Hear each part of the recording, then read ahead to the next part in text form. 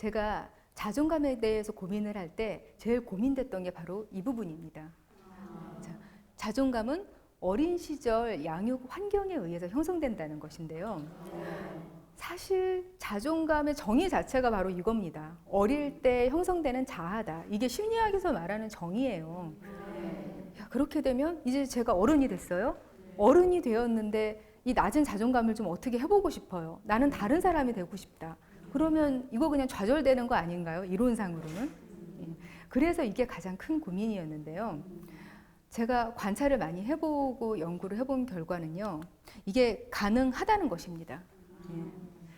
저는 어린 시절에 너무나 형편없는 그런 환경에서 형편없는 대우를 받고 낮은 자존감에서 자란 사람이 자기 자아를 재건한 경우를 너무나 많이 봤습니다.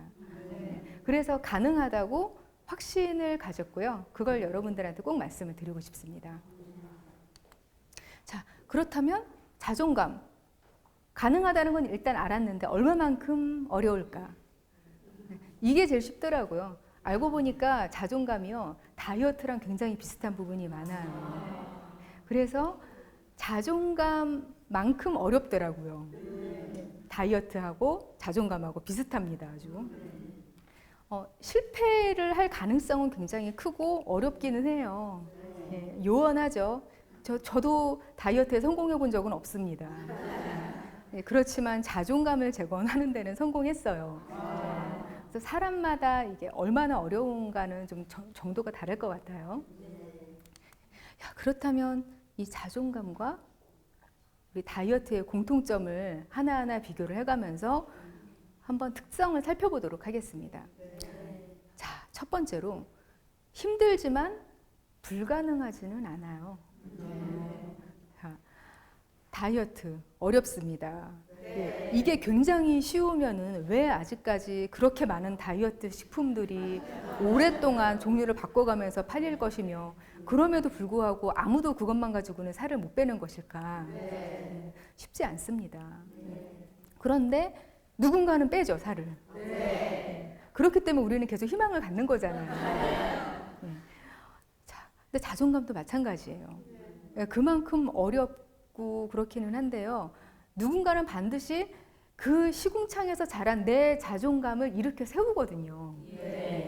그래서 도전해 볼만하고 성공의 희망이 반드시 있습니다.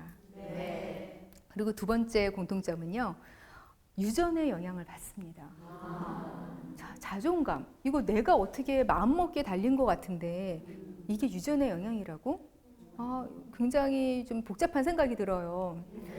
자, 다이어트도 유전의 영향 받죠. 옆에 있는 친구는 아무리 먹어도 살을 안 쪄요. 그렇죠? 그런데 나는 물만 먹어도 살이 쪄요. 그리고 이 사람은 조금만 노력을 해도 운동 조금 했는데 막 빠져요. 그리고 이거는 제 경우인데요. 보통 스트레스를 받으면은 살이 빠진대요. 근데 저는 스트레스를 받으면 더 쪄요. 먹어야 되거든요. 먹어서 이걸 풀어야 되거든요. 근데 이게 사실은 전부 다 우리가 갖고 태어나는 거예요. 그런데 자존감을 키우는 그런 성향도 이렇게 갖고 태어납니다. 어떤 사람은 아무리 나쁜 환경에서 막 핍박을 받으면서 성장기를 보내고 짓밟히면서 성장기를 보내도요. 자존감이 너무나 강력해요. 그 어떤 환경에서도 굴하지 않고 우리 예전에 봤던 만화 캔디. 제가 캔디였으면은 그렇게 못 살았어요. 그런데 정말 그 캔디 같은 사람이 있거든요. 아무리 그런 환경이라도. 그런데 반면에 조금만 환경이 나빠져도 막 상처를 받고 자존감이 그대로 무너지는 사람도 있어요. 제가 이 얘기를 하는 이유는 내가 자존감에 취약한 유전자를 타고났으니까 포기하라는 뜻이 아니에요. 더 전략적으로 접근을 하라는 얘기죠.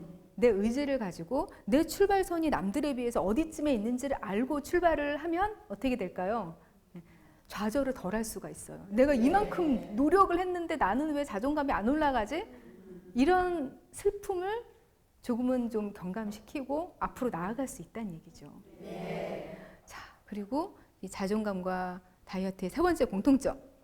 자, 일회성 이벤트에 그칠 게 아니라 이전과 완전히 다른 사람이 되어야 한다는 것입니다. 자, 다이어트 생각해 보세요. 우리 일주일 굶어봐요. 물만 먹어봅시다. 어떻게 됩니까? 죽어요. 예, 예. 잘못하면 뭐 질병이 원래 있으면 죽을 수는 있을 거예요. 예. 근데 웬만하면 죽질 않아요. 그냥 물을 마시면, 그쵸? 살이 빠지긴 빠져요. 그쵸? 어떻게든 빠지기는 빠지는데 그게 자기 몸무게가 됩니까? 그게 다이어트 성공일까요? 아니에요. 일회성 이벤트에 그치는 거는 정말 다이어트가 아니죠. 그런데 자존감도 그래요. 여러분이 오늘 자존감에 관한 이 이야기 이거 1시간 듣는다고 해서 갑자기 자존감 레벨이 파워업 여기까지 올라가서 내 자존감이 막 튼튼해지고 건강해지고 강력한 자존감 파워를 생기게 되고 이거 아니에요. 처음에는 무언가 동기부여가 될 수가 있어요. 분명히. 그 이벤트라는 것이. 그래서 오늘 함께 이 이야기를 나누고 내가 어느 부분에서 취약한 사람인가를 깨닫게 되면은 조금씩 노력을 시작해 볼 수는 있어요. 그리고 다른 사람이 되고 점점 강한 자존감을 가진 사람이 될 수는 있겠죠. 근데 이게 짧고 강한 이벤트에서 그친다고 생각하면 안 되는 거죠. 그런 희망을 가지고 실망을 연속해서 느끼게 되면 실패. 자, 그리고 또 네 번째 특성이 경우에 따라 의사의 도움도 필요하지만 그게 전부가 아니라는 거죠. 자, 다이어트. 제가 한 200kg 나갑니다. 이쯤 되면 의사의 도움 필요해요. 그래서 뭐 위밴드 수술을 받는다든지 아니면 약 처방을 받는다든지 뭐 여러 가지 방법, 의학적인 도움을 받을 수는 있어요. 그런데 거기에 나의 지속적인 의지, 노력, 변화가 수반되지 않는다면 와, 위를 크기를 줄이잖아요. 수술로. 늘어나더라고요. 열심히 먹으면 본래 크기로 돌아오던데요. 그런데 자존감도 마찬가지입니다. 자존감이 정말 너무너무 그 수준이 낮은 거는요. 우울증하고 아주 깊은 관계가 있어요. 그쯤 되면은 의사의 도움이 필요합니다. 도움을 받아야 해요. 하지만 의사에게 온전히 의지를 한다고 해서 벗어날 수 있는 건 아니에요. 하나의 작은 도움이 될 수 있을 뿐인 것이죠. 그러니까 이런 점들을 인식을 하면은 아, 내가 다이어트로 할 수 있는 만큼만 내가 좀 해보겠다라고 생각을 하면 훨씬 좀 마음에 감이 잡히게 되겠죠.